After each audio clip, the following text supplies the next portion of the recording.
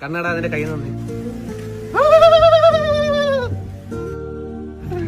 ഞാൻ സീരിയസ് ആയിട്ടൊരു കാര്യം ചോദിക്കട്ടെ? ചോദിക്കടാ. നിനക്ക് എന്തേലും എന്റെ അടുത്ത് ഉണ്ടോ? നമ്മള് നല്ല ഇതല്ലേ? ആ ഒരു ഇതിന് ശരിയാവത്തില്ല. ഇനി മുതൽ അത് വേണ്ട. എന്തിനാ കാര്യം തെളിച്ചു പറ. എടാ നിനക്ക് വേറെ തോന്നുന്നില്ല. എന്റെ പെണ്ണിന് നിന്നോട് ചെറിയൊരു പൊസസീവ്. അതുകൊണ്ട് ഞാൻ ഇതെല്ലാം നിർത്താന്ന് വിചാരിച്ചു. നീ വേണ്ട, ഇനി റീലൊന്നും അയക്കണ്ട.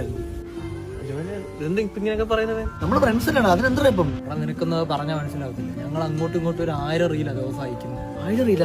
ചേട്ടാ അതിനൊരു 20 എനിക്ക് അയച്ചൂടെ? അനിയാക്ക് ഇംഗ്ലീഷ് അറിയാവോ?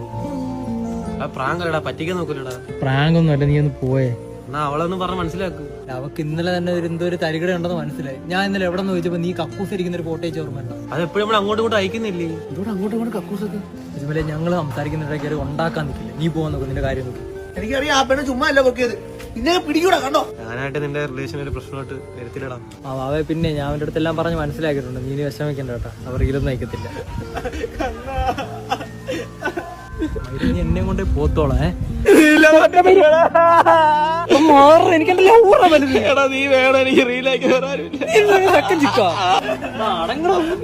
എന്റെ ജീവിതത്തിൽ എന്തിനാണ് നീ ഇങ്ങനെ വരുന്നത്? നാട്ടിൽ വീട്ടിൽ പോണം.